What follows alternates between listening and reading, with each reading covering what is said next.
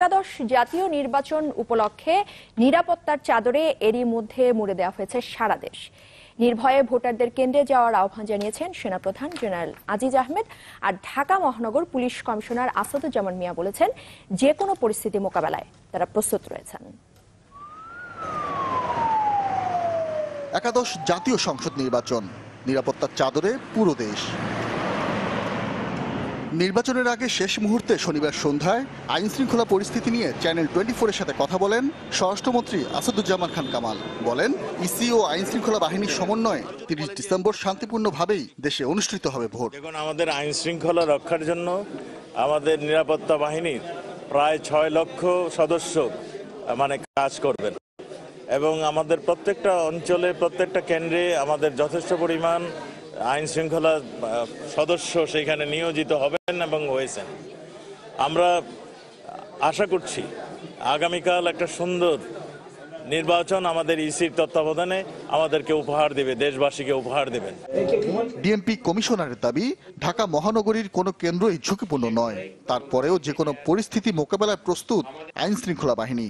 ঢাকা মহানগরীতে কোনো কেন্দ্রই ঝুঁকিপূর্ণ নয় ওই অর্থে, কারণ যদি ঝুঁকি থাকে সেই ঝুঁকিকে মোকাবেলা করে শান্তিপূর্ণ নির্বাচন অনুষ্ঠানের সব ধরনের প্রস্তুতি রয়েছে। রাজধানীর আজিমপুরে সাংবাদিকদের সাথে আলাপকালে সেনাপ্রধান জেনারেল আজিজ আহমেদ বলেন, এবারে নির্বাচনে র্যাব পুলিশের সাথে সমন্বয় করে নিরাপত্তার দায়িত্বে আছে সশস্ত্র বাহিনী। তিনি নির্ভয়ে সবাইকে ভোট কেন্দ্রে যাওয়ার আহ্বান জানান। আমি ভোটারদের জন্য বলবো, আপনারা নির্ভয়ে ভোট দিতে যাবেন, আপনারা আপনাদের ভোটটা দিবেন।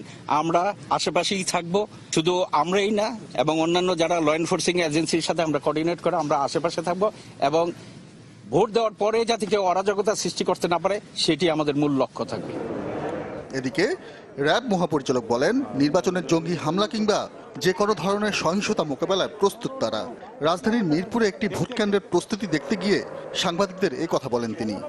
কে কোথায় নির্বাচন করছে আমরা জানি এবং কে কোন ধরনের নির্বাচনী পরিবেশকে বিনষ্টের সম্ভাব্য হুমকি তৈরি করতে পারে সে বিষয়ে আমরা সচেতন রয়েছে এবং সেই ধরনের যাতে করে কেউ এই ধরনের অপকর্ম না করতে পারে সেই প্রস্তুতি আমাদের রয়েছে। আইন শৃঙ্খলা বাহিনীর প্রত্যাশা, রোববার সারা দেশে অবাধ, সুষ্ঠু ও শান্তিপূর্ণ পরিবেশে ভোট হবে। নাজমুল আলম রানা, চ্যানেল 24, ঢাকা।